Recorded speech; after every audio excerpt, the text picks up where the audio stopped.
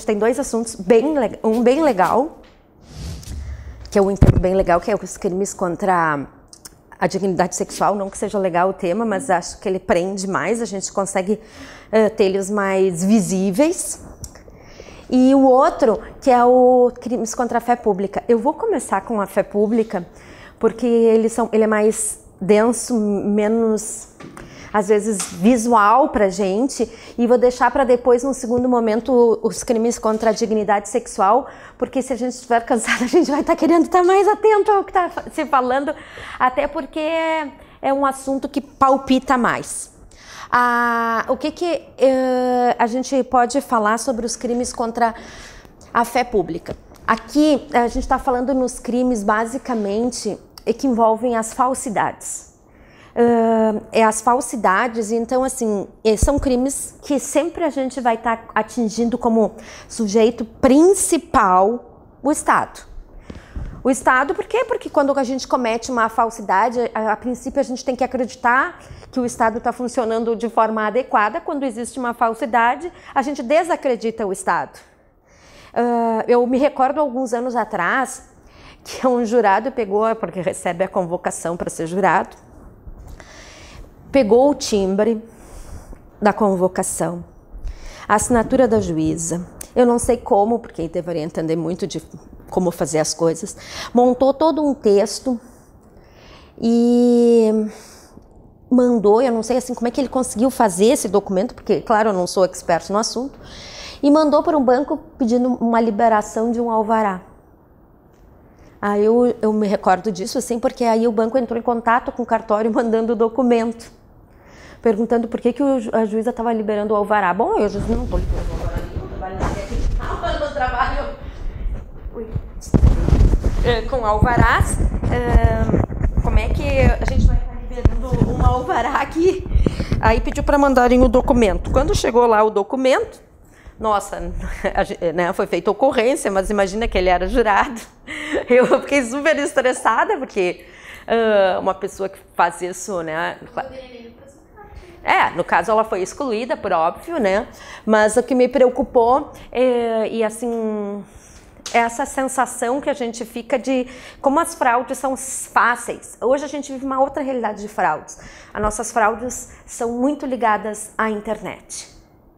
Eu mesma, outro dia, fui vítima de fraude de internet. Tive um prejuízo, né, bem grande, esqueci, bem grande não, mas para mim um prejuízo. E as pessoas estão sendo hackeadas, enfim, tudo mais, a gente tem que cuidar muito, né, nossos celulares, tudo mais, que isso pode, o que pode mudar na nossa vida. Em relação às falsidades, tem regras que me parece que são praticamente gerais para todos os crimes. Em relação aos crimes esses, é importante o seguinte: via de regra, então o Estado é sempre vítima, nós podemos ter um segundo sujeito, porque é a pessoa que para quem é acometida a fraude, nem sempre a gente vai ter, mas muitas vezes sim. A terceira coisa é, nós temos que pensar sempre que essa fraude, essa falsidade, ela tem que ter uma potencialidade de dano, nem sempre vai ocorrer, precisa do dano efetivo, mas tem que ter essa potencialidade de causar o dano. Nós temos, enquanto falsidades, dois tipos de falsidade. E esse é um princípio norteador que se a gente começa entendendo esse princípio norteador inicial, a gente consegue depois entender todas as fraudes que seguem nos seus tipos penais. Que é? As falsidades podem ser materiais, formais, e aí a gente está falando de alteração de documento, a gente está falando de documentos que são feitas anotações, que são trocados, ou a falsidade que envolve a questão de ideologia, ou seja, aquela pessoal que a gente coloca informações teoricamente num documento existente, mas que as informações ali contidas, elas não são verdadeiras. Então, quando a gente começa a pensar nesses dois princípios de uma fraude, falsidade material, ou uma falsidade que envolva as questões pessoais ou ideológicas, a gente consegue começar a compreender o raciocínio sobre os crimes contra a fé pública. E essas falsidades, né, na verdade, como eu digo, a material ou externa, né, que a gente olha externamente, o princípio básico de praticamente, né, em relação a essa falsidade, é não admitir erro grosseiro. Ou seja, se eu olho o documento e olhando a gente já sabe grosseiramente que não pode ser, né? Porque tem coisas que são muito grosseiras, coisas que a gente olha e de cara a gente vê. A gente não pode mais, via de regra, falar nos crimes de falsidade material. E podemos falar, talvez, em outros delitos, mas via de regra não, porque as falsidades, elas exigem uma idoneidade, aquela coisa que realmente nos engana, que nos traz uma sensação que aquela situação era verdadeira, que a mudança que foi realizada num documento, ela era verdadeira. E via de regra, a gente vai precisar de perícia. Eu estou dizendo perícia em que sentido? Para detectar materialmente onde é que está essa falsidade, né? Muitas vezes a perícia pode ser uma perícia grafotécnica, pode ser outros tipos de perícias, mas via de regra a gente detecta elas por perícia. Na falsidade ideológica, a gente tem normalmente papéis que são verdadeiros. As ideias neles contidas é que não são. Então, não é por perícia que a gente vai provar, a gente vai ter que provar por outros meios de prova, não por prova pericial, né? A nossa prova, ela vai passar a ser uma prova diversa, que é, muitas vezes até a prova testemunhal, né? Mais de uma vez nos últimos anos de vida, minhas como promotora, as pessoas prestam depoimento na delegacia, contam o que sabem, e depois vão nos cartórios de registros e fazem declarações dizendo que tudo aquilo que disseram era mentira, que foram coagidas, e os advogados juntam no processo, buscando a liberdade dos réus. Esse tipo de, por exemplo, de documento que eles juntam no processo, né, se a gente prova depois que aquilo que foi dito não é verdadeiro, nós estaremos frente a uma falsidade ideológica, né? Tu foi lá no tabelionato, tu foi no cartório, a pessoa assinou, tudo isso é ela, só que não é a ideia que ela realmente tem. Muitas vezes, inclusive, essas falsidades, elas vêm junto com a questão do medo, né? Daquelas pessoas que estão realmente preocupadas com a sua segurança. Então eu colocava aqui, né, essa questão que eu abordava inicialmente, que é a ideia geral que a gente tem que ter sobre as falsidades, que pode ser então material, né? A gente pode alterar ou criar um documento novo, fazer toda uma falsificação de todo um documento novo. E essa é ideológica, e a questão fundamental que a gente tem que sempre pensar é que se a gente altera uma data e essa data não faz diferença num regime geral da situação, a gente tem que falar numa alteração que tem alguma relevância para a gente falar em falsidade, né? Alguma relevância jurídica.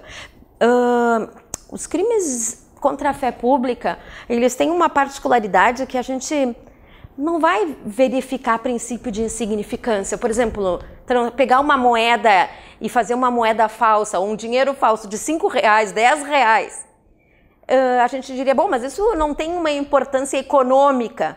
Mas não é esse o objetivo da punição, é a sensação de descrédito que se forma em relação ao Estado. Então a gente não tem assim, mesmo às vezes com valores que poderiam parecer irrisórios, mas o falso é muito grave, porque ele afeta a estabilidade e a credibilidade que a gente tem na administração, no Estado. Então ele é, ainda assim, ele é punido.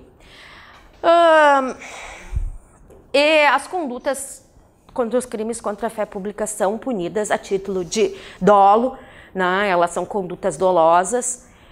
A gente sempre pensa, né? A culpa só existe se está prevista, né? E no caso, não é essa, a questão não é prevista. A primeira delas é o delito previsto o delito de moeda falsa. E veja assim, a gente pode falsificar, então, fazendo uma moeda nova, ou alterar, alterar uma já existente, a moeda ou o papel moeda no curso no país.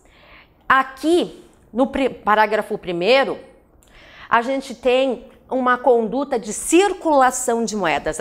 No caput a gente está falando na fabricação, na falsificação, ou seja, fazer uma moeda do zero, ou alteração. No parágrafo 1º, a gente está já incorrendo na questão de pegar esse dinheiro falso e fazer ele circular. Se alguém que fabrica, coloca a circular, comete 2 crimes, não.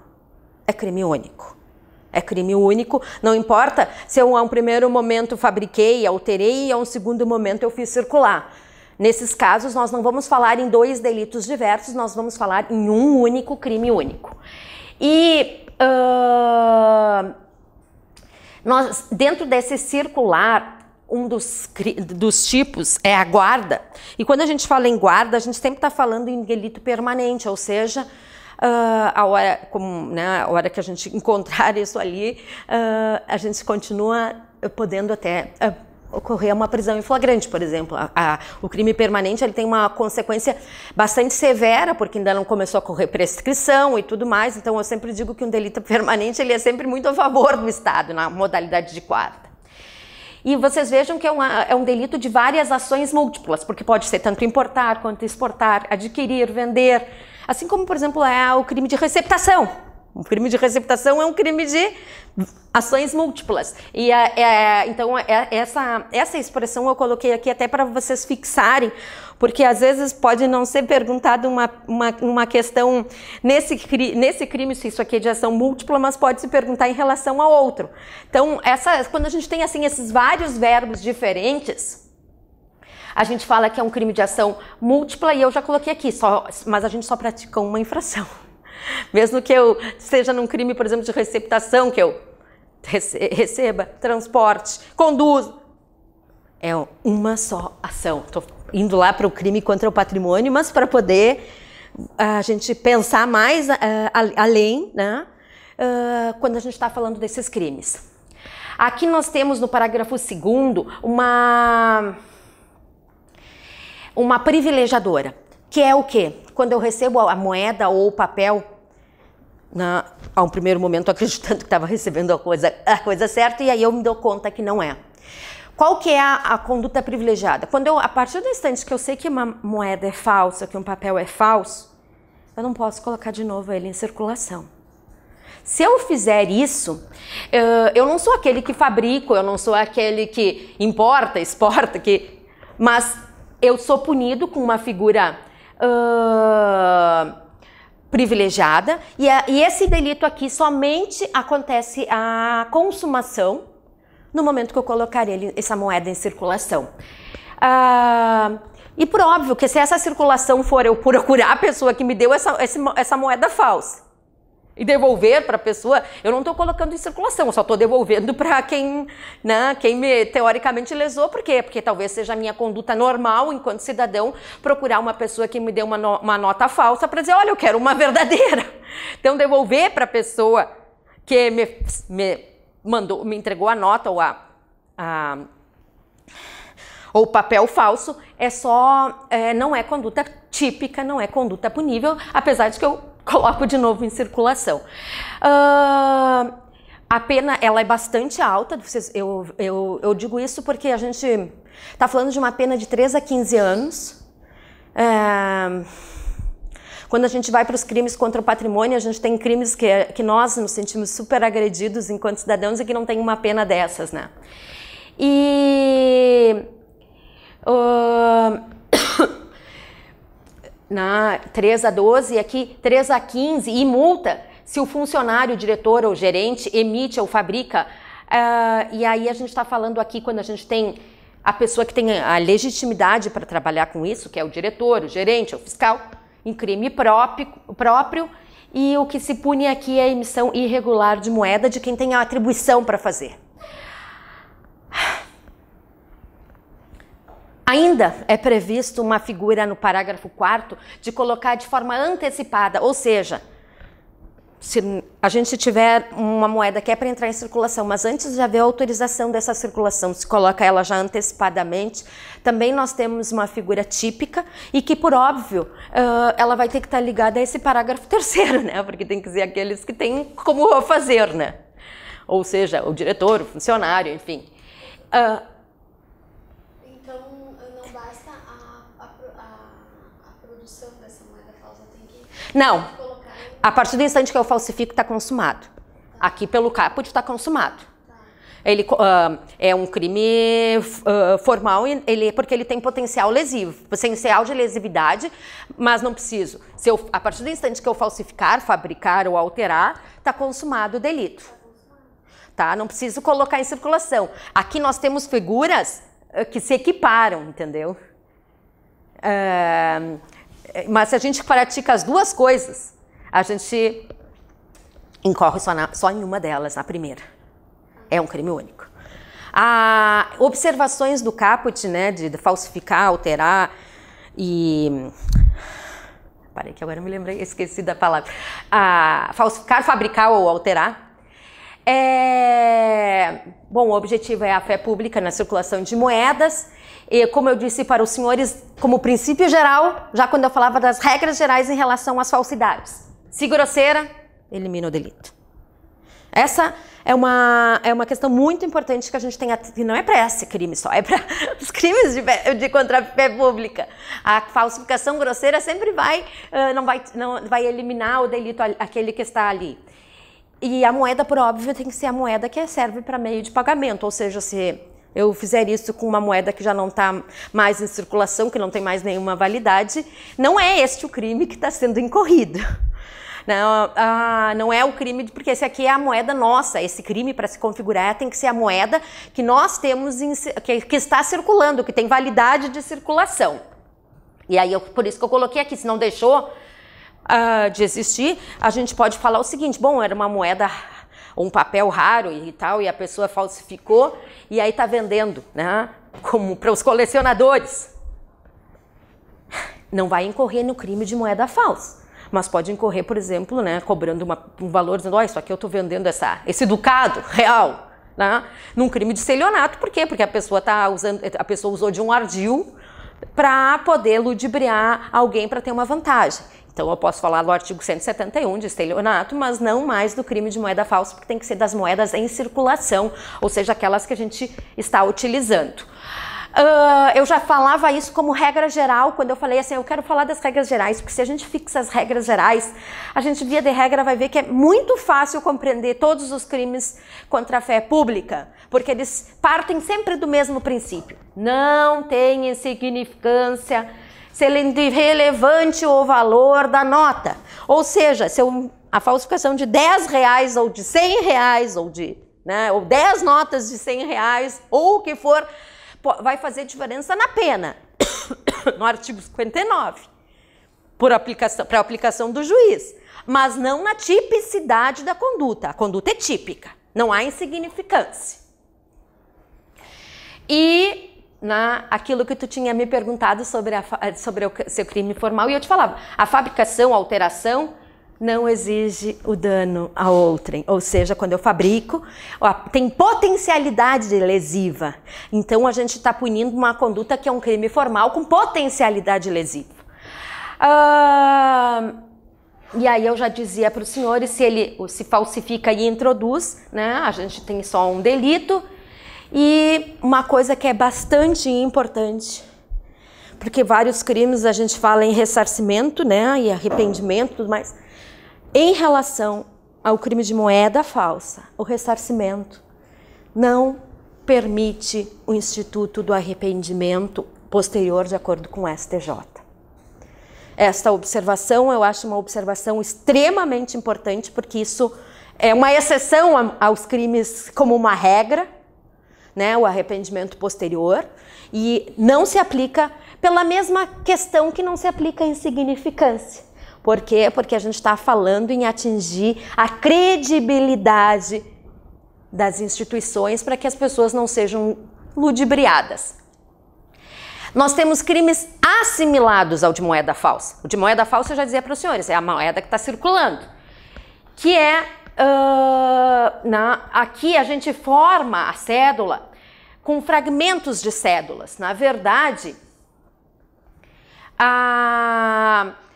o objetivo aqui é o quê? A partir do instante que eu tenho uma moeda que foi inutilizada, né? E a gente agora não vive um período de inflação, mas quando a gente vivia de um período de inflação, nossa, eu acho que nenhum dos senhores talvez tenha vivido esse período, mas eu que vivi muito, a gente tinha uma troca de moedas muito frequente. Vamos cortar 3 zeros.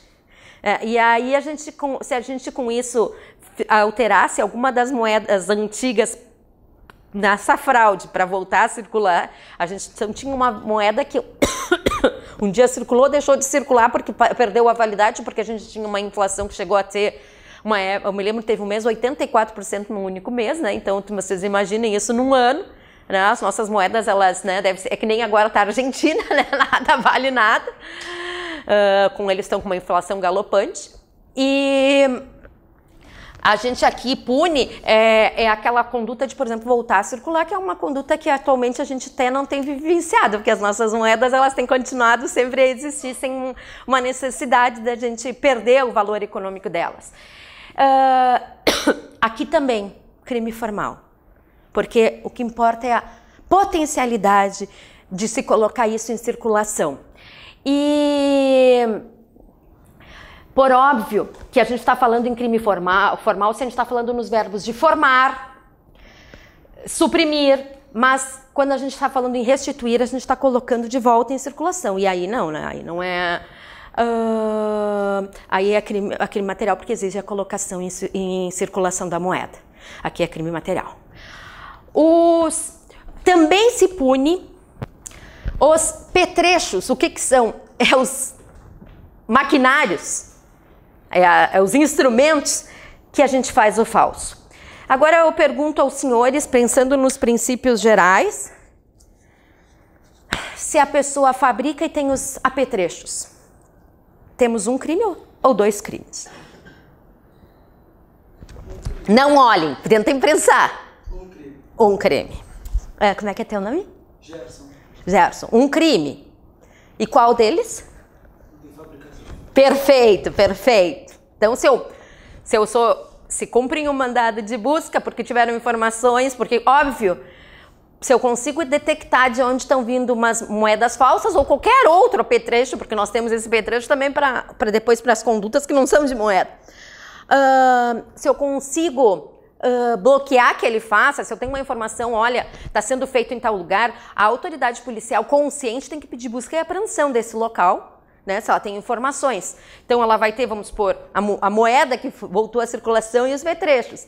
E as coisas, uma é apreendida num dia e outra foi apreendida em outro. Poderia nos levar à ilusão que nós teríamos 2 crimes, não um crime só, né? Crime único, que se consmolar com a fabricação, porque é crime formal. E nós, se tivéssemos uma previsão na legislação, por óbvio, sem prejuízo da pena da fabricação, perfeito, puniríamos as 2 condutas. Mas não tem essa previsão nem lá nem aqui. Então é só uma conduta. A gente vê que aqui a gente está punindo o crime meio. Então ele é um crime que muitas vezes a gente pensaria que é aquele crime preparatório. E às vezes nem sempre a gente consegue punir, quando a gente está falando em crimes tentados, o crime preparatório, né? O pensar, o organizar. Nesse caso, sim. Nesse caso, a gente pune, e até é uma pena também que eu acho bem elevada, a pena mínima, de 2 anos a 6 anos, o crime que é um crime seria preparatório. E, por óbvio, não é qualquer maquinário, e sim aquele que tem por objetivo, que possa permitir que se faça isso. Mas eu não preciso ser um maquinário que eu só use exclusivamente para isso. Eu posso usar esse maquinário para isso e para outras coisas. O que importa é que eu use para um dos fins, seja esse de falsificação de moedas. E aí é por isso que eu coloquei, e essa é a posição inclusive do STJ, bem pacífica. Porque várias vezes as defesas alegavam, olha, essa pessoa não usa só para isso, ou essa máquina tem outras destinações.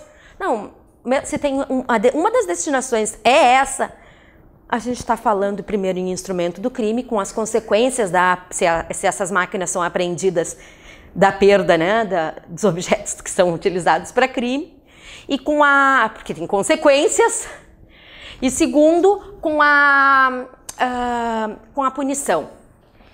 Quando a gente fala aqui, ó, verbos possuir e guardar, quando eu tô falando da parte geral, eu tenho falado vários elementos da parte especial, eu tô falando vários elementos da parte geral, porque é para vocês fixarem. Quando eu tô falando em possuir ou guardar, eu tô falando em crime permanente. Né? O fabricar, não, mas o possuir, ou seja, manter comigo, guardar, sempre eu estou falando em crime permanente, então protar isso no tempo, a consumação, né? Permite flagrante a qualquer hora, né? Se eu estiver ali. Então, tem consequências no campo penal e processual penal a ocorrência de crime permanente. E aí aquilo que eu digo, né, da que eu já tinha perguntado antes, né, e que o Gerson acertou perfeitamente. Se eu tenho petrechos, depois uso, fabrico, né, ocorre a absorção, né, fica o crime da falsificação. Nesse caso aqui, a gente está falando de títulos que a gente está falando, os títulos que envolvem notas, bilhetes, essas duplicatas, enfim, né? E que a gente coloca em circulação, por quê? Porque elas também têm um valor econômico, né? Porque elas têm um valor comercial, via de regra. E também se pune quem utilizar desses documentos, claro, por óbvio, sabendo da falsidade. A consumação aqui, sim, é com a colocação em circulação, tá?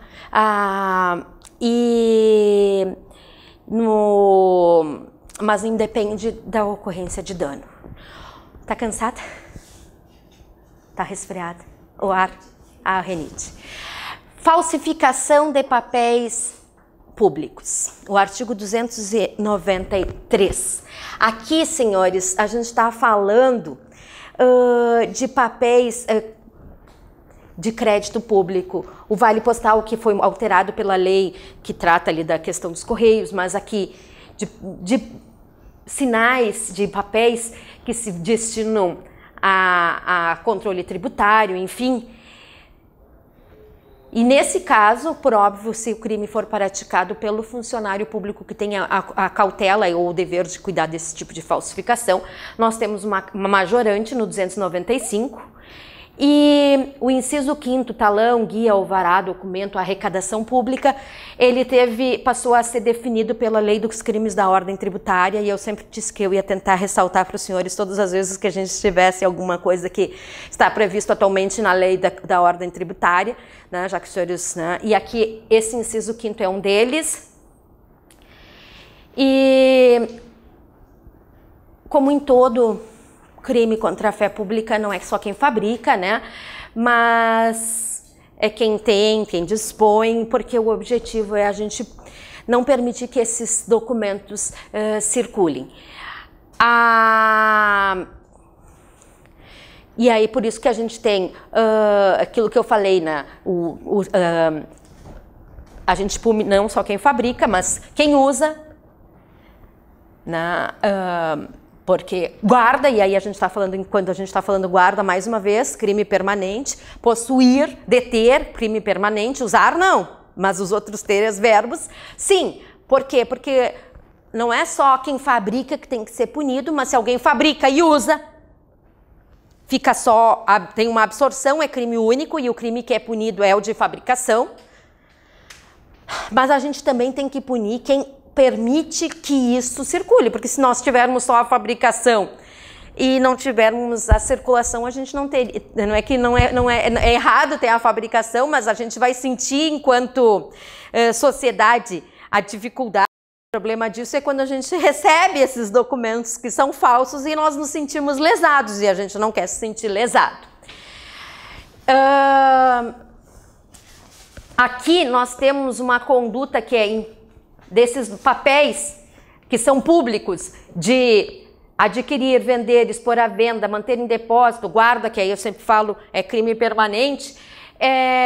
Esse aqui é um artigo que se destina, veja, para atividade comercial ou industrial. Mas por óbvio, senhores, que muitas vezes essa atividade comercial ou industrial, ela pode ser uma atividade clandestina. Isso não tira o caráter da ocorrência do inciso do terceiro. O que importa é a atividade que seja comercial ou industrial, ou seja, atividade com transação comercial. Nós agora temos as situações de tipos que são derivados daquele principal, ou seja, aqueles títulos públicos, né, a letra de crédito pública, enfim, todos esses. Se aqui nós suprimirmos, né, porque eu já expliquei nas regras gerais, a falsificação material ela pode ser tanto falsificar criando um novo ou existindo um documento nós o alterando. O suprimir é uma das hipóteses que a gente não está com um documento novo, a gente já existe o documento, mas a gente altera esse documento que já existe. O verbo suprimir importa nisso. Estou falando muito rápido. E quando é que a gente está falando nisso aqui? É a mesma coisa da moeda falsa.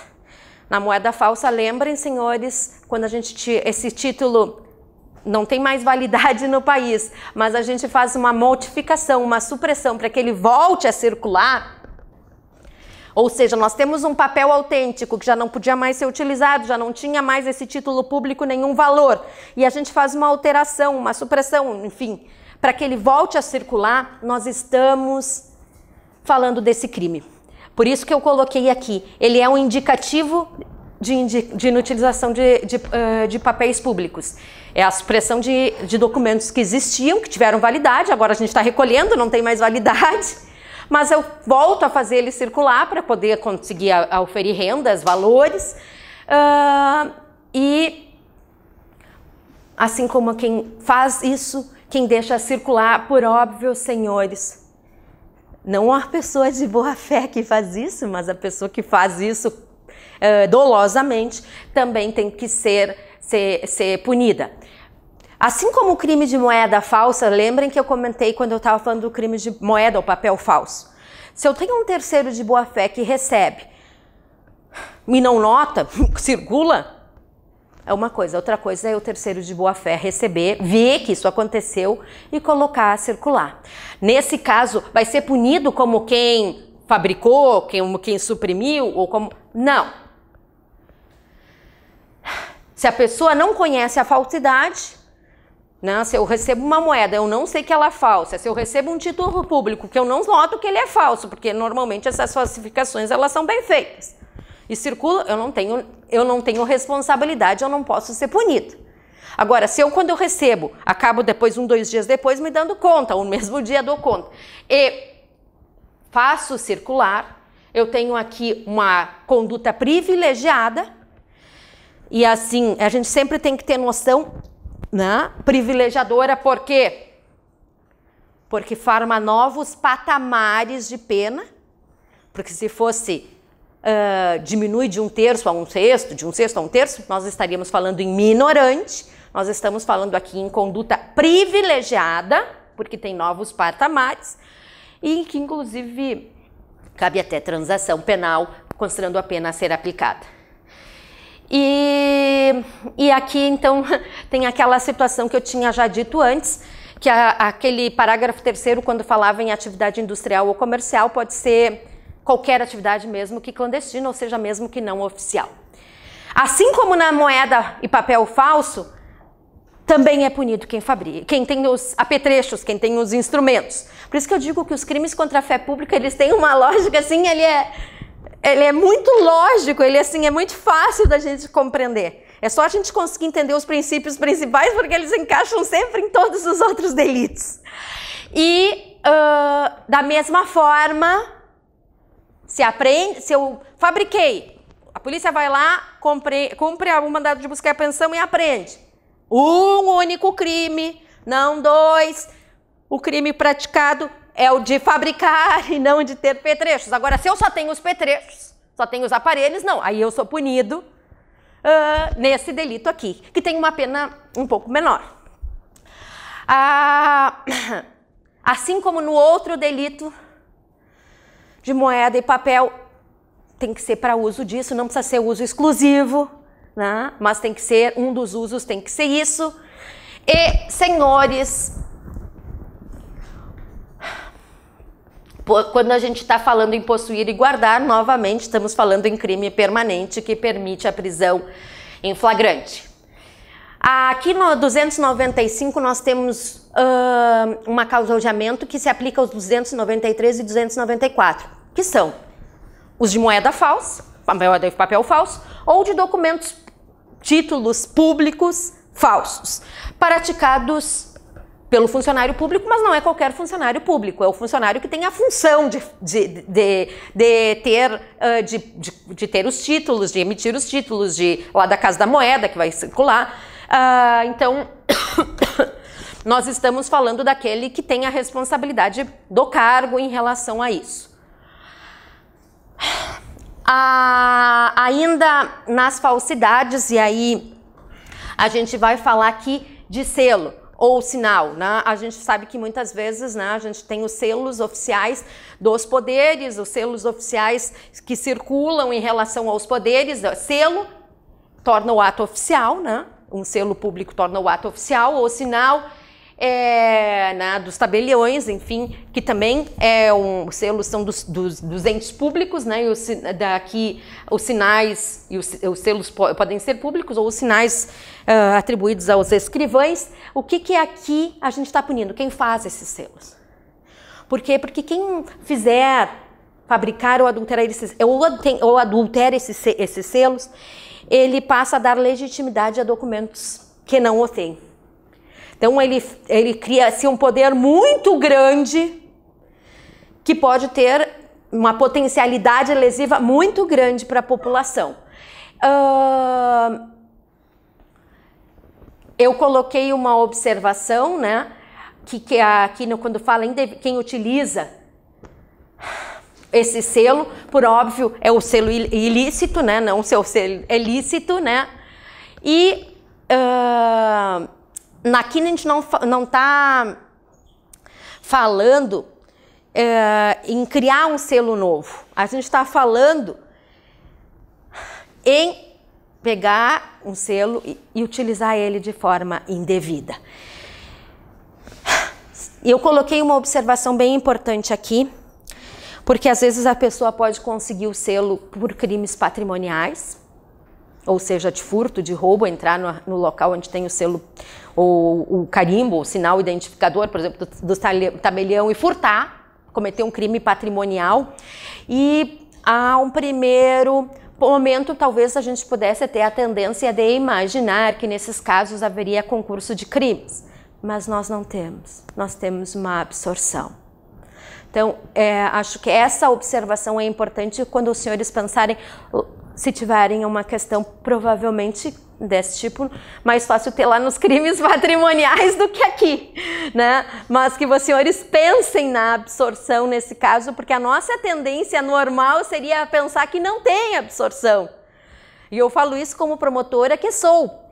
E digo mais, tá? Aí aqui, assim, uma confissão a todos, que muitas vezes eu sei que os crimes estão absorvidos e eu denuncio os dois. Por quê? Porque se eu não conseguir provar um, eu tenho como provar o segundo. Porque às vezes eu, por exemplo, eu posso não conseguir provar num processo que foi feita a falsificação, que foi essa pessoa que fez, mas ela estava com os objetos. Então, aí eu estou falando isso em termos práticos, mas quando a gente chega lá no final do processo, a gente não tem como condenar nos dois crimes. Eu estou falando em termos práticos, a vida é uma. Mas em termos jurídicos, e é esses termos que os senhores têm que pensar sempre, enquanto examinados, em termos jurídicos e não em termos práticos, o que a vida nos ensina a fazer, a gente tem que pensar assim. Esse delito aqui,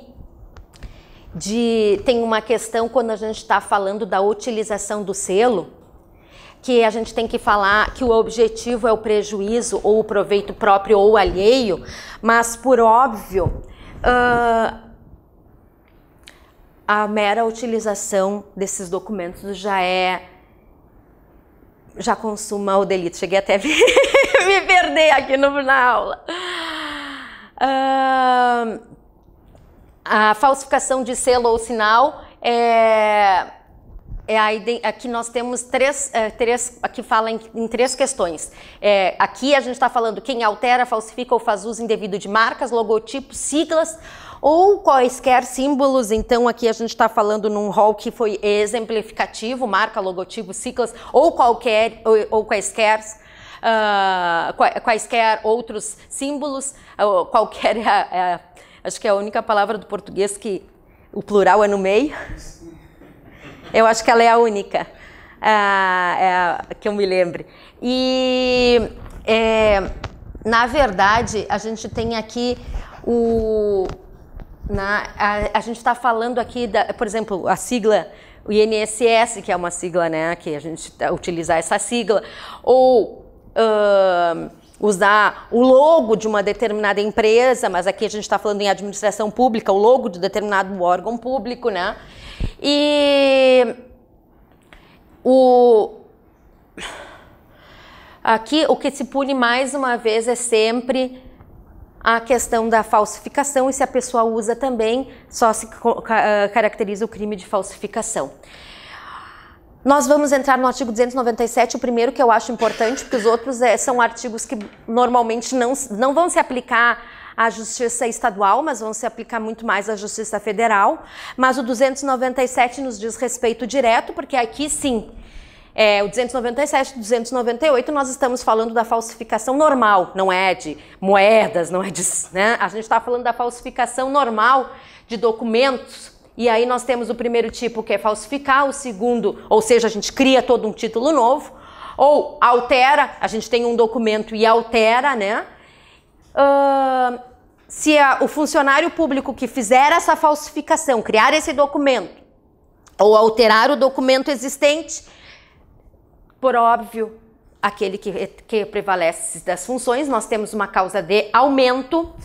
E aqui nós temos uma equiparação. Qual que é? O documento público, assim como a gente falava quem que é funcionário público, que nós estamos falando das paraestatais, o documento público pode ser também das paraestatais, ou seja, as sociedades de economia mista, as fundações públicas. Aqui a gente está falando também a crime de falsificação de documento público.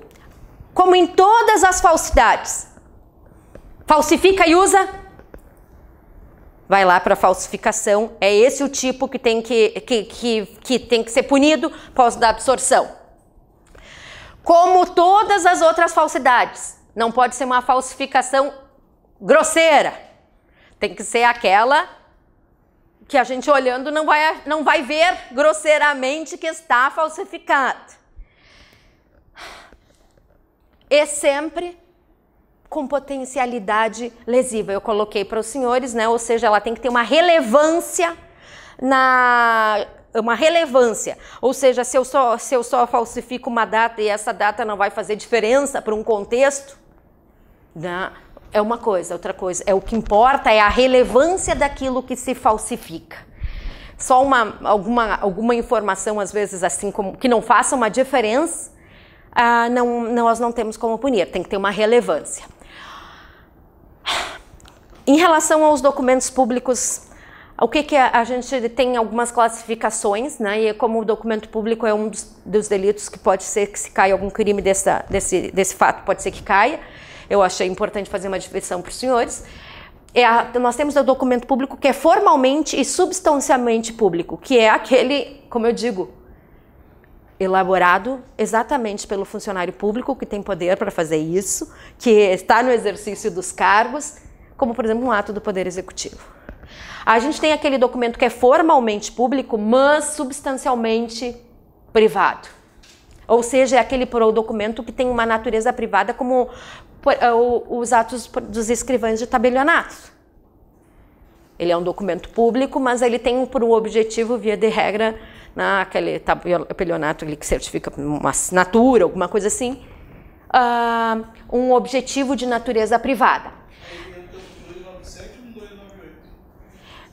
Não, tudo é 297, mas é só saber a diferenciação. Ambos são 297. O que se compreende por documento? Xerox não é documento.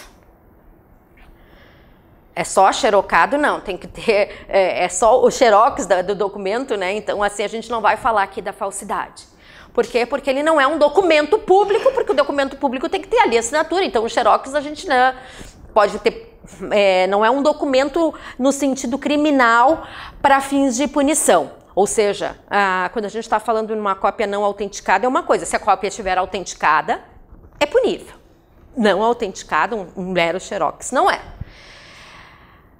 Esta questão que eu acho a mais importante, que faz uma conjugação que vale tanto para o 297 nos documentos públicos quanto para o 298 nos documentos particulares, é a questão da falsificação e o estelionato. O estelionato, senhores, tem uma pena menor que o de falsificação, via de regra. E a gente teria a tendência inicial de pensar que e normalmente, vamos ser assim sinceros, a falsificação de um documento público ou particular, o objetivo final da pessoa é uma fraude, é um ardil. Via de regra, esse que é o objetivo. Não estou dizendo assim, pode não ser, mas via de regra, esse é o objetivo quando tu faz uma fraude dessas.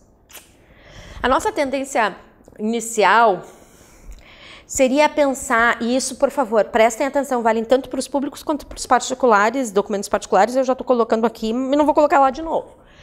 A nossa tendência natural seria, no primeiro momento, pensar que como o primeiro crime que aconteceu é a falsificação, poderia ser esse, como a pena mais alta, via de regra da falsificação, seria esse. Mas o STJ não pensa assim. Mas poderíamos pensar que existem dois crimes, quando a gente falsifica e quando a gente comete o estelionato. Porque muitas vezes tu faz o documento para justamente depois conseguir uma vantagem. O que tem se decidido? A gente tinha lá, se a gente for lá ver o Hungria lá no início, né, quando logo surgiu o Código Penal, e sempre que a gente fala em Hungria, a gente está falando das primeiras ideias sobre os artigos e alguém que teve uma importância grande para o nosso Código Penal. Era em que sentido? Que a falsificação absorvia o estelionato. Se eu fosse pensar, Lúcia, eu preferia que fosse assim. Mas não é. Porque o objetivo da falsificação, quando é o estelionato, o objetivo final era praticar o estelionato. O teu objetivo na falsificação não é só falsificar, é ter um ardil para poder ter uma vantagem. E a gente teria na falsidade o quê? O meio. Né? Seria a forma de chegarmos ao nosso objetivo central de estelionato. E aí o STJ sumulou, até hoje essa súmula é a que está em vigor. Isso. Súmula 17 do STJ. E quando a gente está falando se essa é a posição do STJ, é a posição que está sendo tomada pelos tribunais ou outros, porque é uma súmula muito, inclusive, antiga e que até hoje não foi mudada. E então essa é a posição majoritária. Agora, uma coisa é a gente falar de um documento que é usado naquele dia e ponto. Outra coisa é a gente ter um falso que esse documento pode ser utilizado em várias vezes. Então, essa talvez seja a grande mote, né, que se tem que pensar nas descrições das circunstâncias, porque uma coisa é pegar, fazer um documento, usar aquela vez e deu. A outra coisa, se esse documento, né, pode ser apresentado para várias pessoas buscando vários estelionatos. Aí sim, o STJ entende que tem concurso de crimes. Então, uma coisa é usar uma vez. Outra coisa é aquela coisa que vai reiteradamente utilizando. Aí sim. Então, essa observação que eu acho, assim, tanto da súmula 17, como que eu acho que é uma versão mais moderna, né, que talvez tenha tido as decisões, porque as decisões sobre esse tema, eu acho que começaram a surgir diante dessa situação, porque hoje em dia nós estamos falando de uma realidade que as coisas se multiplicam, né? As redes sociais estão nos mostrando isso. Não, antigamente a gente já tinha um documentinho e ia lá, né? Ele era datilografados, né? Hoje as coisas elas são diferentes. Então, nesse caso, passou a se entender, sim, que aí sim há concurso de crimes. Nós temos uma terceira posição, que é a deposição do Magalhães Noronha, que seria crime formal. E o STF, antes do STJ sumular, lá na década de 1950, entendia que haveria concurso material, que eu que sou uma pessoa mais punitivista ia adorar que fosse assim, mas não é.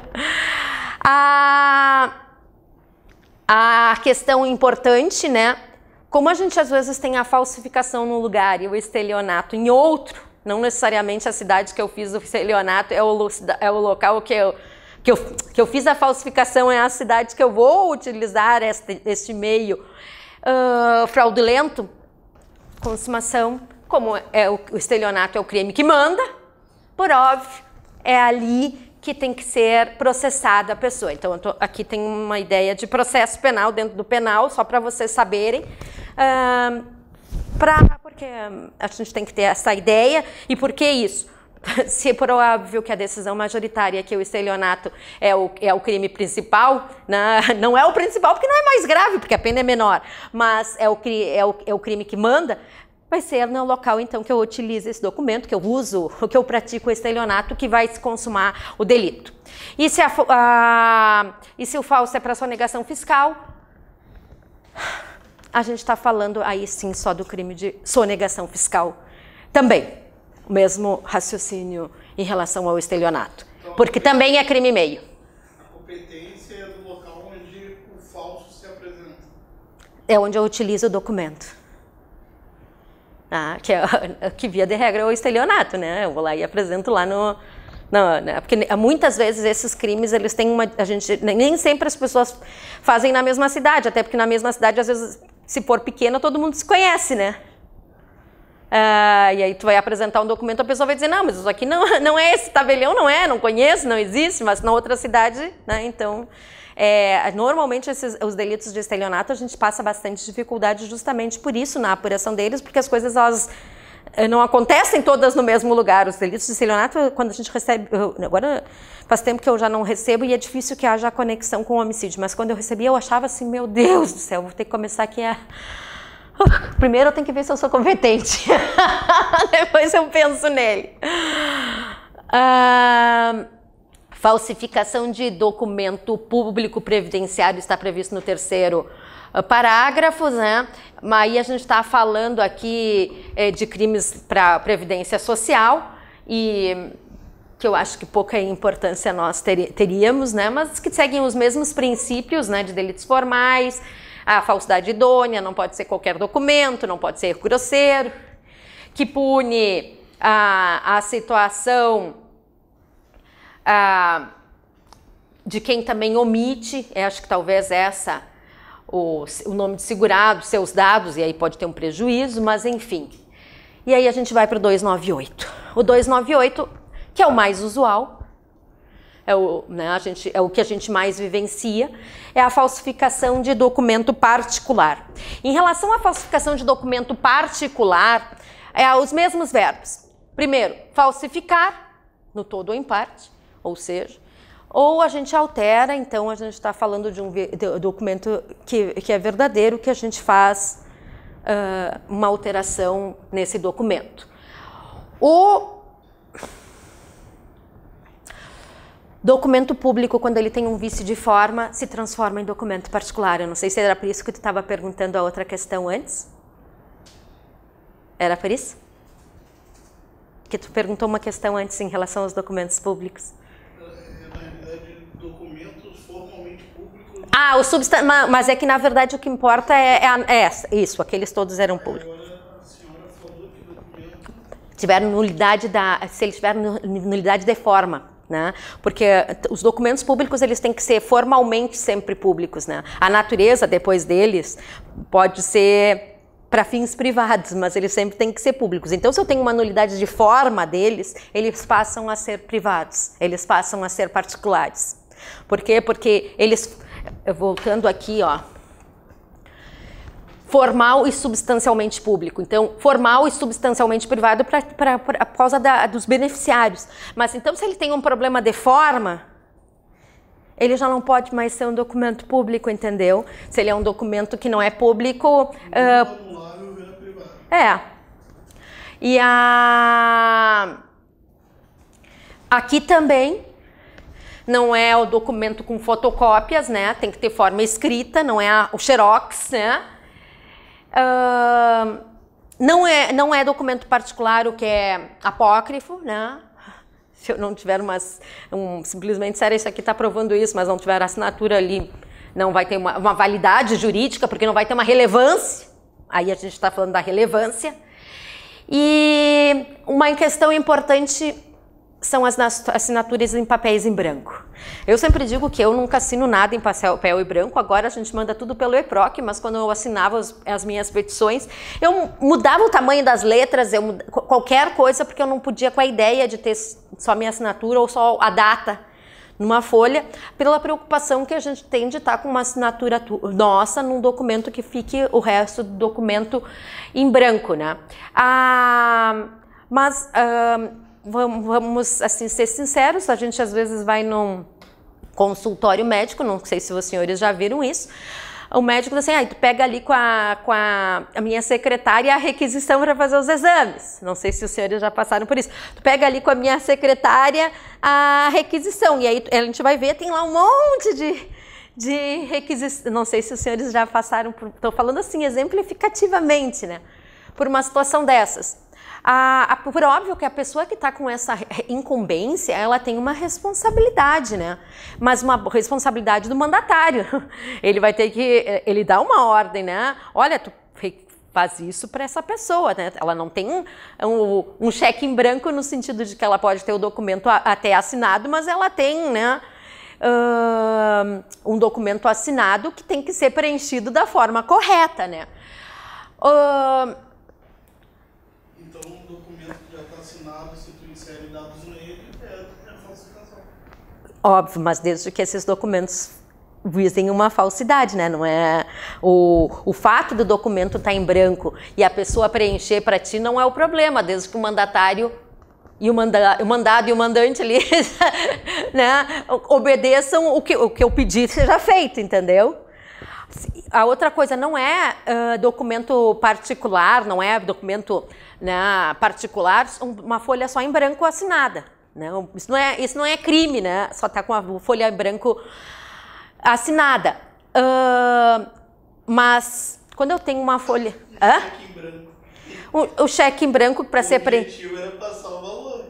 Isso. O valor, tá em branco. E, na verdade, quantas vezes em empresas a gente tem uma assinatura, porque o outro depois, às vezes tem que ter duas assinaturas, o outro vai assinar depois e preencher o valor. Quantas vezes agora a gente não trabalha mais com cheque, né? Ninguém mais acha que tem cheque. Era muito usual, né? Era muito usual, verdade, é verdade. Ontem não sabia o valor exato, Tu entregava para, né? Eu te entregava e assim, tu vai lá, já está assinado aqui, né? Eu me recordo quando eu entrei na faculdade, meu pai assinou ali, vai lá, faz a tua matrícula. Né? Eu sou de Caxias, Caxias não tem universidade pública, não tinha, acho que continua não tendo. Faz anos que eu não moro lá. Enfim, né? Fui fazer, eu nem fiz vestibular que fosse fora de Caxias, não podia nem com a ideia na época de sair de Caxias do Sul, muito nova. E era normal, a gente recebia, né? O cheque era assinado e a pessoa ia lá e preenchia. Agora, é por óbvio que eu tenho uma responsabilidade de cumprir o que foi combinado, entendeu? Mas, em tese, não comete crime.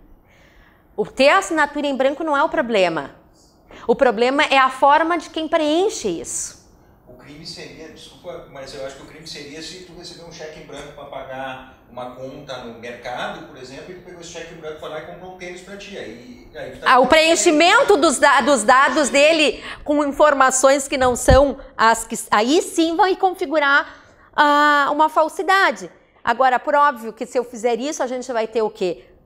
A consunção e a aplicação do estelionato nesse teu exemplo, entendeu? Mas é isso aí. Então, o que acontece? Só ter uma assinatura em branco num documento é crime? Não. Deixar um documento em branco só assinado não é crime. O que não se permite é que aquela pessoa que recebeu a responsabilidade troque aquilo que foi a responsabilidade.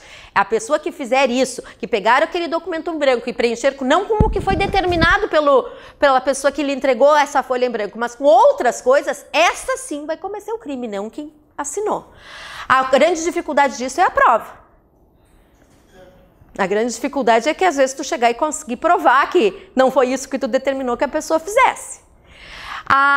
Uma grande importância, também que eu coloquei uma observação, se a gente tem um documento que eu não consigo, que por exemplo, eu pensaria que ele é falso, mas eu não consigo nem ler, porque a letra é ilegível.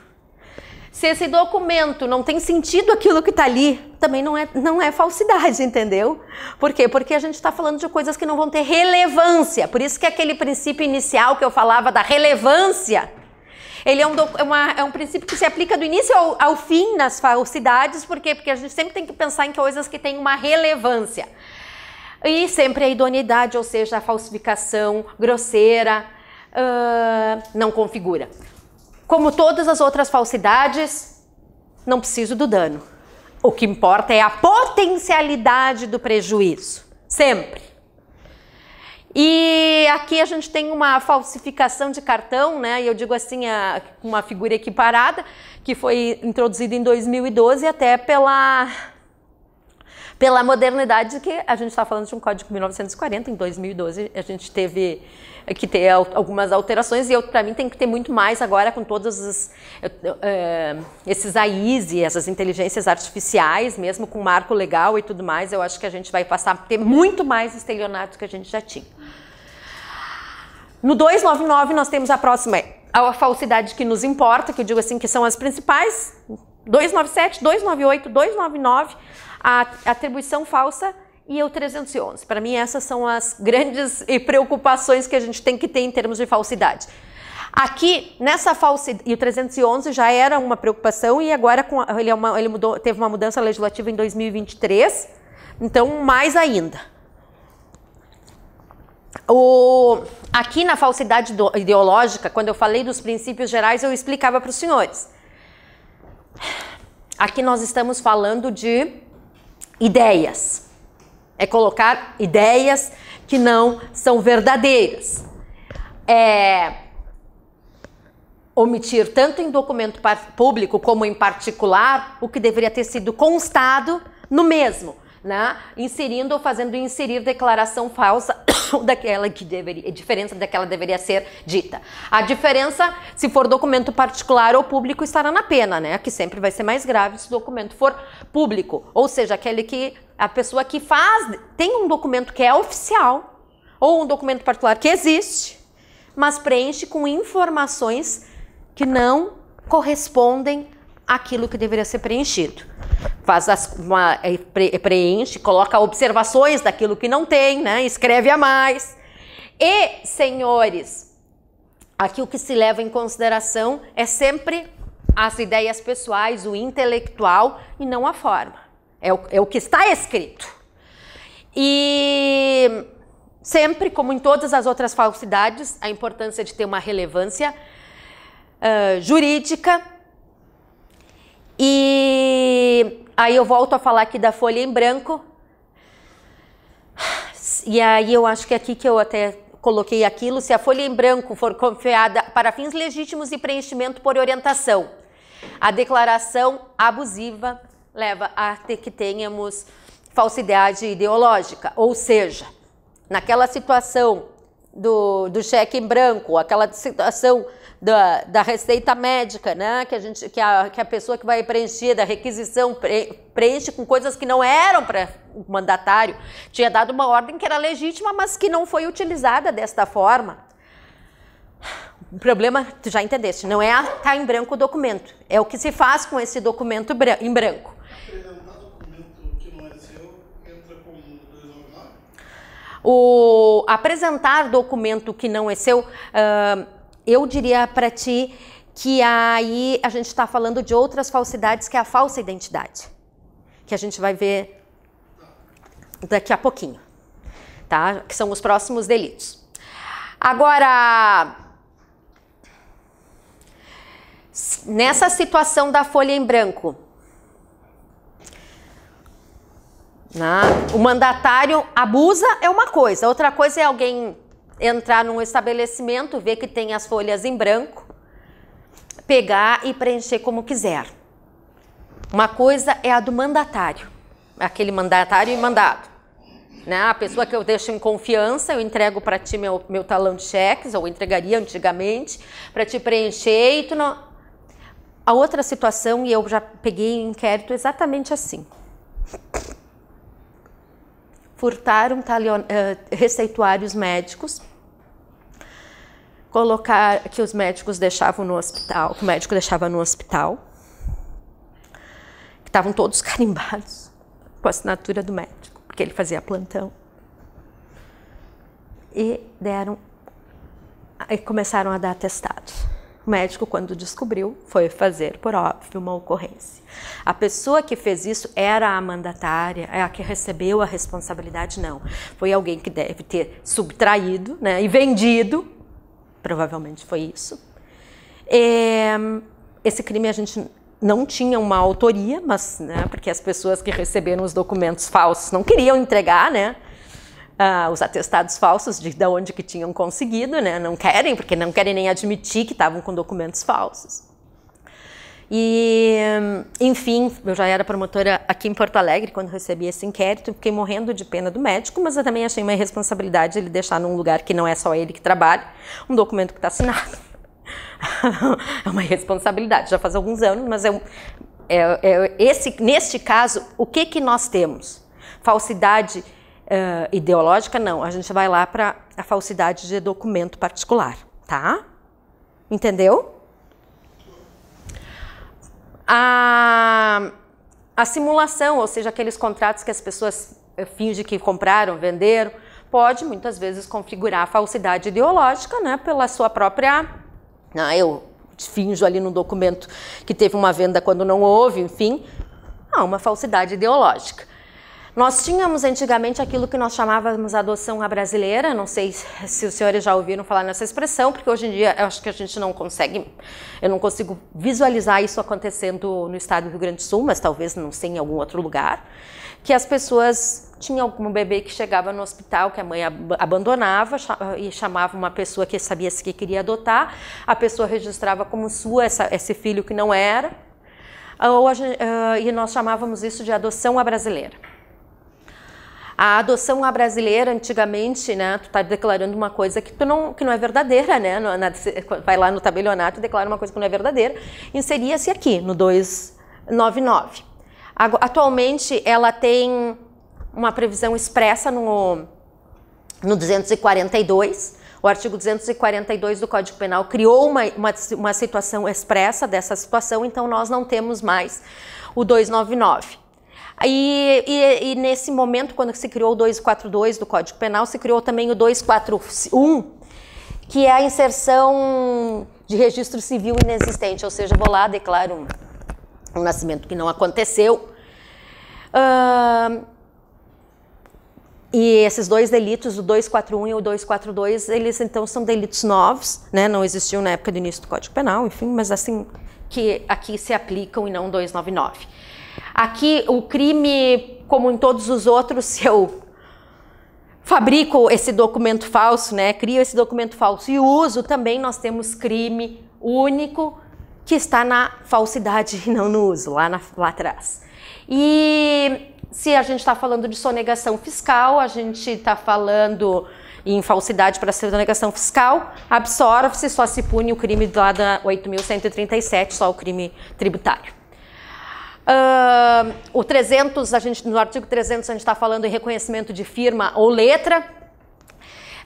Na verdade é aquilo que quando a gente vai lá no tabelionato eles carimbam dizendo que é a tua assinatura, o tabelião faz isso, né? E aqui é uma das modalidades, aí a gente aplica aqui o princípio da especialidade. Por quê? Porque a gente tem o princípio geral do 299, aqui é uma subespécie até de falsidade, que só pode ser praticada com quem tem possibilidade de fazer esse reconhecimento de firma, de letra, enfim. Mas por óbvio que se terceiro particular influi para isso, responde como partícipe, né? Apesar de ser um crime próprio. E, mais uma vez, nós temos a absorção se falsifica e usa. Nesse caso, nós temos agora, no 301, atestar ou certificar falsamente em razão da função, e aí fala ali para alguém obter um cargo, para obter isenção, eu digo assim, aquelas coisas do serviço militar, a pessoa tem que ter vantagens com aquele documento, né? Mas sempre lembrando que esse rol exemplificativo, ele tem que sempre guardar a relação com isso, né? Ou seja, é para ganhar uma vantagem, vejam, sempre para questões públicas, isenção de um ônus, né? Por exemplo, isenção do ônus de ser jurado, né? Ou trazer lá um documento, enfim, que tenha este objetivo. Também seria, teoricamente, uma modalidade de falsidade ideológica, mas aí a gente não aplica o 299, e sim esse artigo específico, que tem uma pena até bem pequenininha, né? 2 meses a 1 ano. E aqui a gente, por exemplo, no final de cada mês, os jurados na primeira vara do júri, todas as varas devem receber isso, um atestado de todos que fizeram o serviço de jurados. Qual que é a vantagem de tu ter esse atestado? Que tu, em critérios de igualdade com outras pessoas, tu tem prioridade nos concursos públicos, né? Nos sorteios, né? Nos sorteios. Então, se tu fizer um atestado dizendo que alguém foi jurado e essa pessoa não foi, tu está atestando algo que vai dar uma vantagem. Eu estou dando um exemplo bem clássico que poderia levar a isso.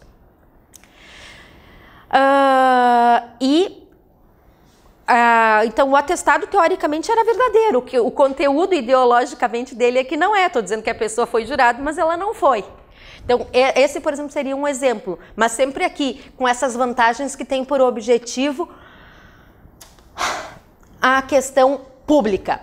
E a falsidade material de atestado ou certidão, aí a gente está falando as certidões dos escrivães de polícia, escrivães de justiça. Ele certifica que eu estive lá prestando depoimento, eu não tive, né? Para me apresentar em alguma coisa, né?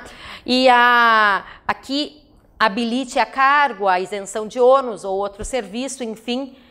E se nós falamos em lucro, aqui nós aplicamos também uma pena de multa, porque sempre que a gente está falando em vantagem financeira, os nossos crimes, quando importam em questões patrimoniais, eles sempre aplicam, além do crime normal, a pena de multa, porque é por isso que os crimes têm a pena de multa.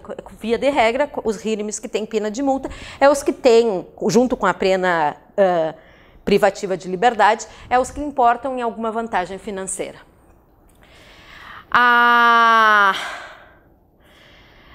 Nesse parágrafo, ele é conjugado com essa falsidade material de atestado ou certidão, nós estamos mais uma vez falando de uma modalidade de atestado, de falsidade ideológica, mais uma vez de natureza pública como os outros. E aqui, como esse artigo, esse parágrafo, ele está nesse capítulo, falsidade material de atestado ou certidão, embora a gente às vezes possa não compreender, mas enfim, só se refere a atestado ou certidão. Esse rol aqui de atestado ou certidão é um rol taxativo. Um crime que muitas vezes acontece, né? As pessoas pedem um atestado para um médico para dizer que para não ir no emprego, porque faltaram, ou para não ir à aula, para fazer uma prova depois. A gente sabe que isso é crime. E vejam, assim como no outro delito de falsidade, a pena seria de 1 mês a 1 ano. Mas se a pessoa ganhou, se o médico ganhou com isso, aplica multa, porque aí teve vantagem econômica. É um crime próprio, ou seja, só o médico pode praticar. Uma coisa bastante importante. Ontem nós estudamos os crimes contra a administração pública.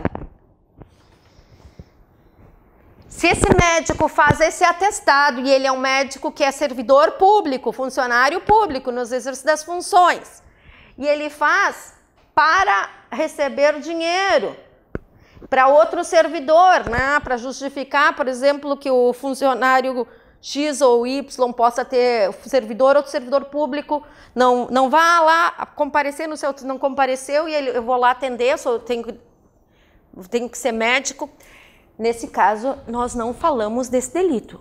Se a pessoa ganhou dinheiro, ou pediu dinheiro, ou solicitou, a gente está falando lá dos crimes de corrupção. Não esse aqui.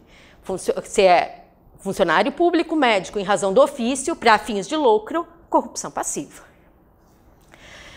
E o terceiro, que incentiva, induz a que isso aconteça, por óbvio também comete o crime e a consumação é a parte interessante que eu entrego esse atestado falso.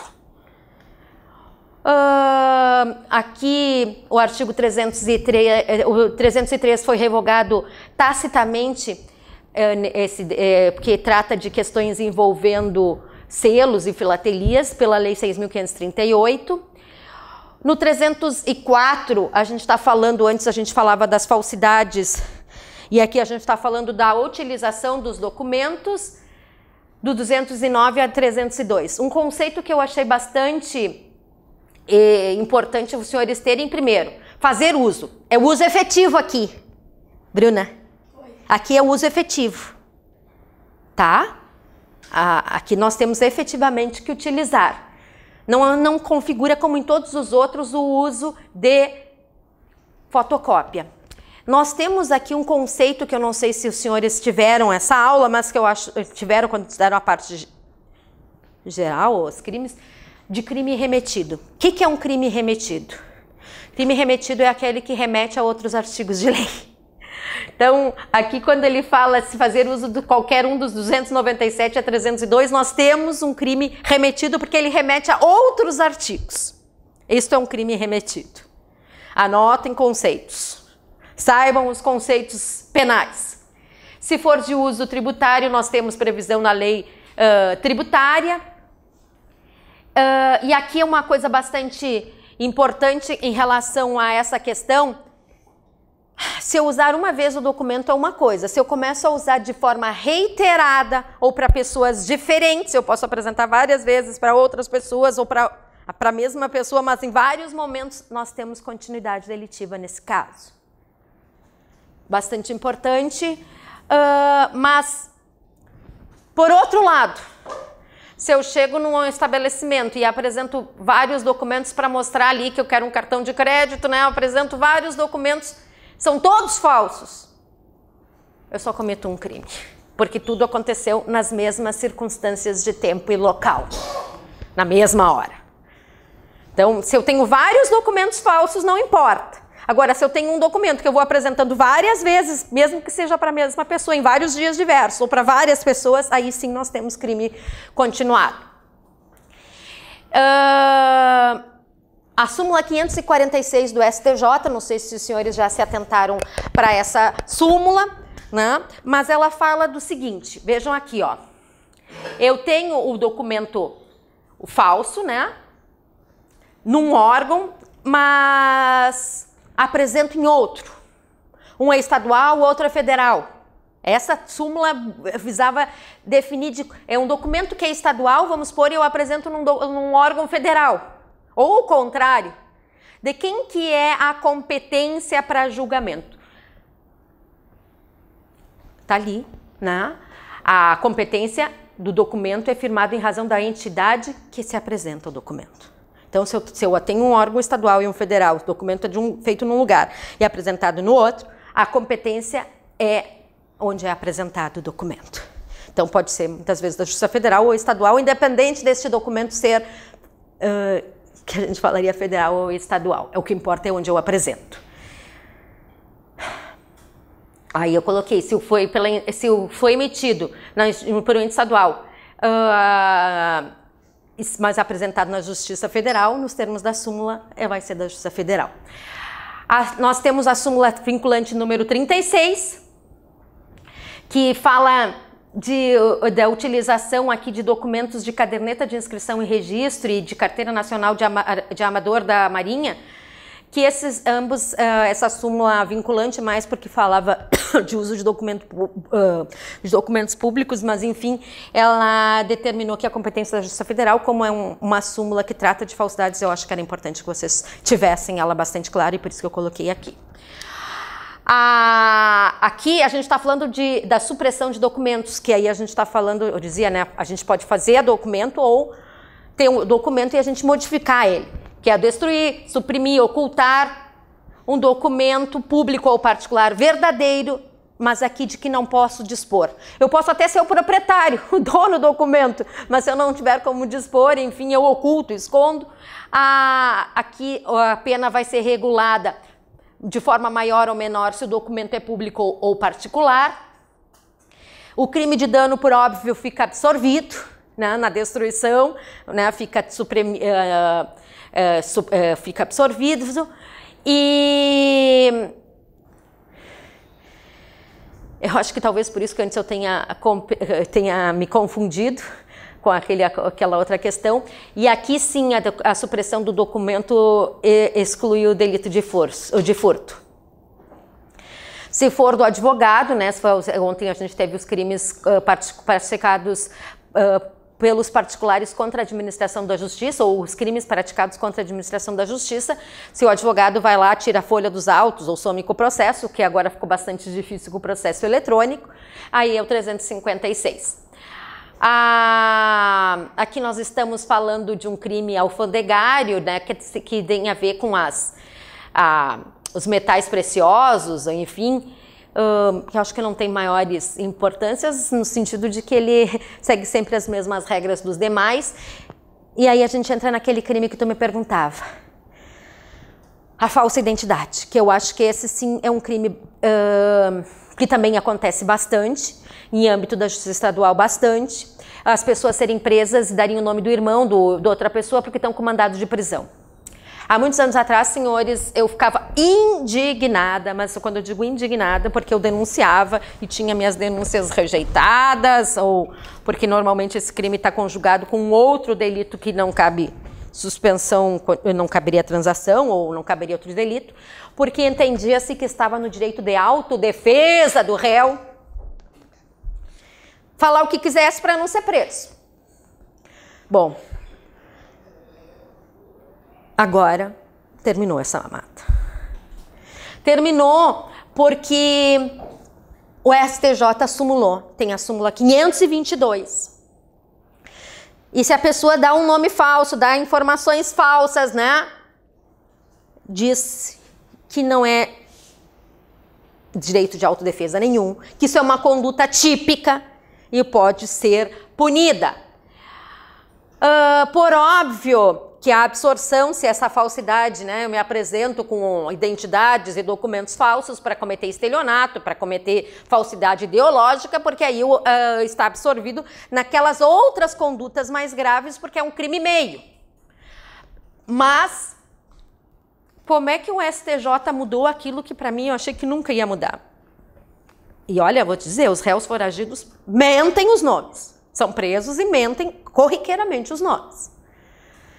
Porque o STJ passou a entender que o direito à autodefesa não é sobre os fatos e não sobre a qualificação das pessoas. A qualificação é uma coisa, tu pode te autodefender dos fatos, mas não da tua qualificação. Então, foi com base nesta situação que conseguiu se alterar o entendimento que aqui no Rio Grande do Sul parecia-me que eu achava que nunca ia vencer. Eu já tinha desistido até. Eu tinha desistido, não denunciava mais, porque né, não conseguia levar adiante, então chegou um momento que chega, né? É um crime com uma pena ridícula, 3 meses a 1 ano, ridícula perto dos meus crimes, eu tô falando, não é que não seja um crime, mas perto dos meus outros crimes, então assim, os caras eram presos, foragidos e cometendo homicídio, né? Essa pena naquele contexto todo, ela era típica, e eu denunciava, mas assim, né?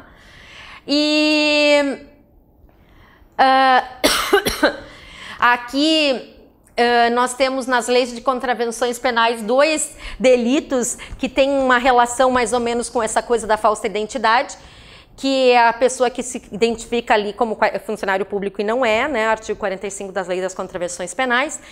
E aquela pessoa que pega e usa um uniforme falso, né? Eu já tive mais de uma vez crimes que acontecem isso, as pessoas se vestem com roupas de policiais para invadir as casas e matar aqui em Porto Alegre, né? Para as facções, as pessoas deixarem as facções entrar dentro da casa. E aí nós temos também o delito das leis de contravenções penais. E ontem a gente estudava a usurpação pública, que é quando o particular, né, se diz que ele tem aquilo que ele não tem em relação, ele é particular e diz que tem uma função pública, que está ali no 328. A lei de abuso de autoridade determina agora que quando alguém prender tem que dizer o nome, né? É obrigatório tu dizer, a pessoa que prende tem que se identificar para o preso. Ela tem que dizer o nome dela. E então o artigo 16 previu como crime o agente que deixa de se identificar ou diz um nome falso. Por que a lei de abuso de autoridade visou fazer isso?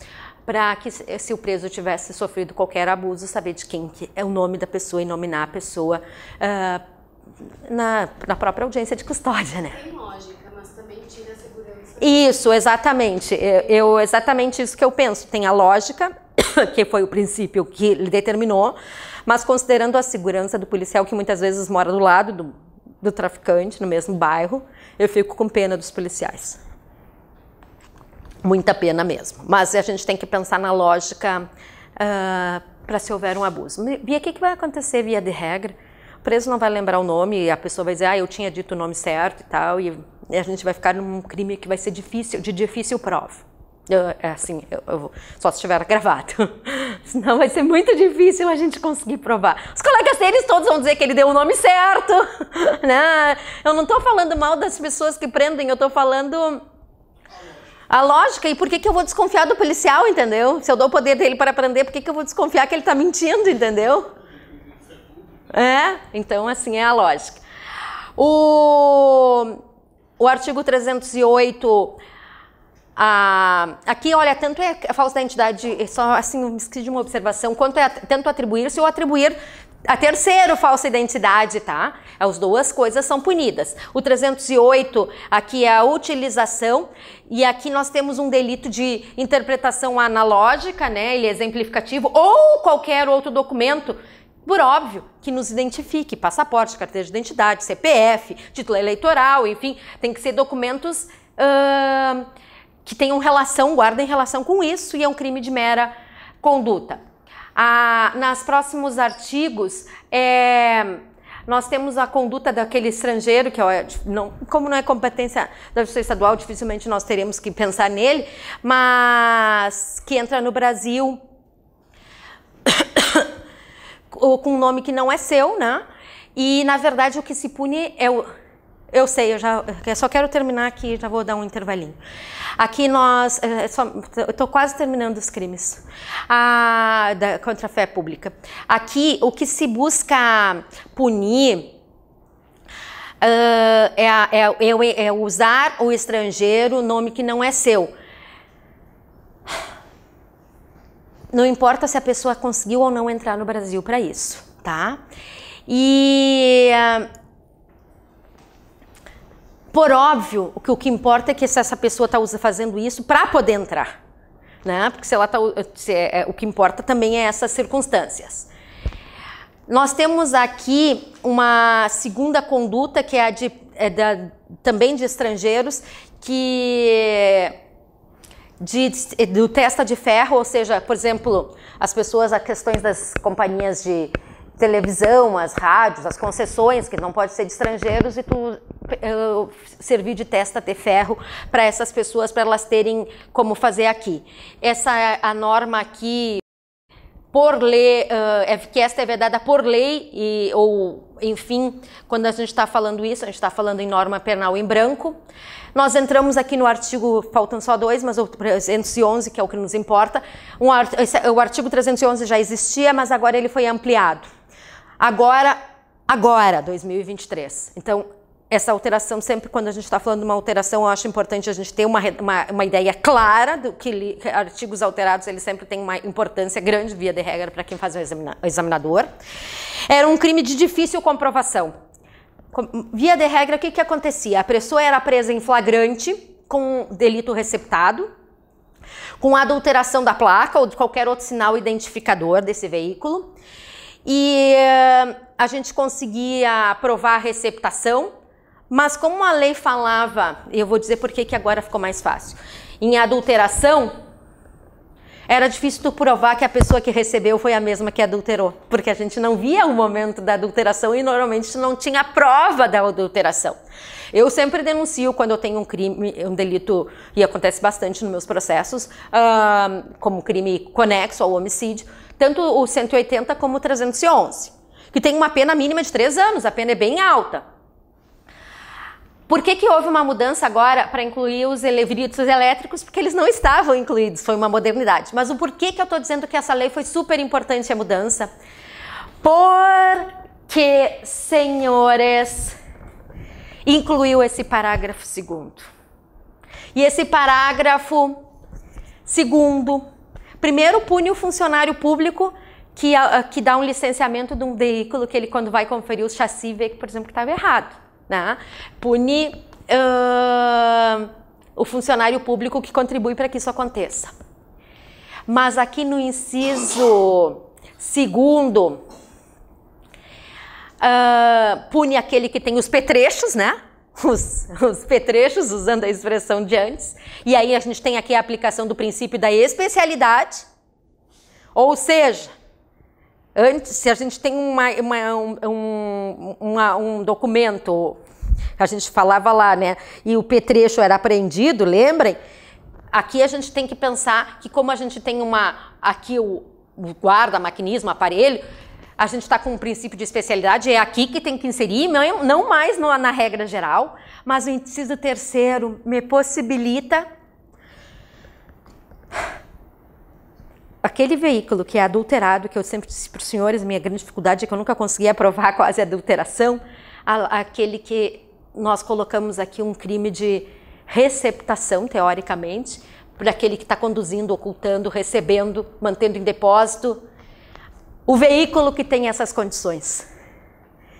Então, eu consigo agora denunciar sem me preocupar, porque agora eu vou conseguir punir essas pessoas sem estar preocupada, porque eu não conseguia.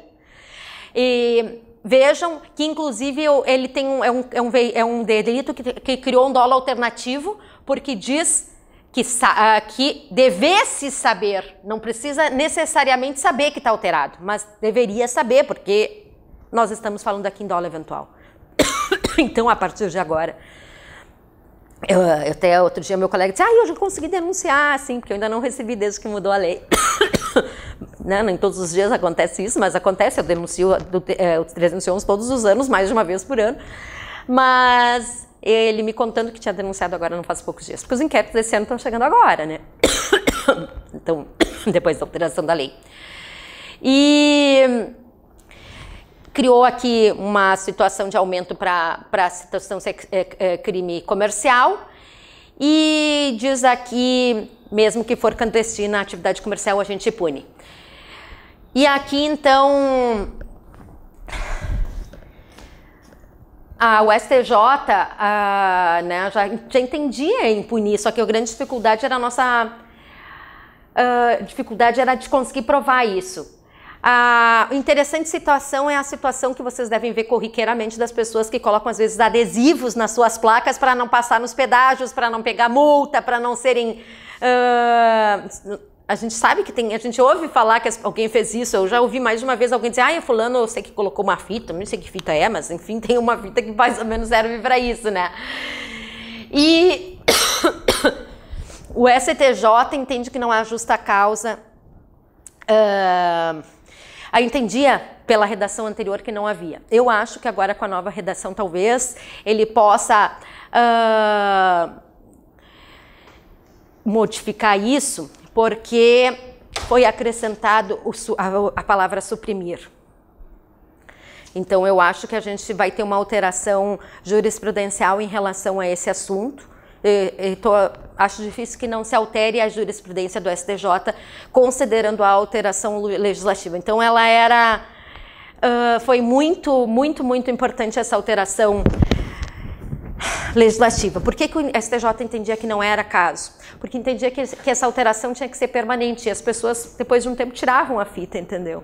Então, entendiam que como a alteração não era permanente do chassi no caso da placa de colocação do adesivo, entendiam então que isso não configuraria crime porque não havia uma permanência dessa situação. Uma coisa é tu pegar e fazer aquilo que eu digo assim, tá com as placas clonadas, né? E a outra coisa é tu fazer isso, que é uma coisa que tu muda a qualquer momento, e por isso que entendia.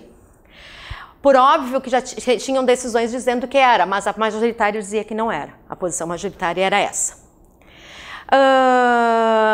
Enfim, aqui, aquilo que eu disse para os senhores, pode haver, essa era a postura, né? Concurso de crimes. Talvez eu não consiga mais denunciar receptação, mas tudo bem, aqui a gente tem um crime com uma pena mais alta, porque eu vou ter que, se eu colocar aqui o recebeu, ou transportou, ou conduziu, eu não vou poder denunciar agora a receptação e a adulteração, só que eu prefiro denunciar aqui, porque aí a gente está falando em bis in idem. O último delito é as fraudes em certames de interesse público, né? Ou seja, nas avaliações de concursos, exames públicos, não é uma fraude para uma avaliação particular, um certame de que uma empresa privada está chamando para fazer uma, né? Mas aqui é para beneficiar alguém, não é para, mas, né, tem que ser num certame público e não é o caso das avaliações em instituições de ensinos, ainda que pública, ou seja, se era para beneficiar a cola, vamos supor, né, a cola geral e tal, não abralcava aqui nesse delito. O delito, a pena é aumentada se tem dano, ou seja, por exemplo, se o concurso é anulado por se descobrir uma fraude desse certame, há o prejuízo para a administração pública, e aí a situação é qualificada, e é isso. Vamos fazer um intervalinho e vamos para a dignidade sexual.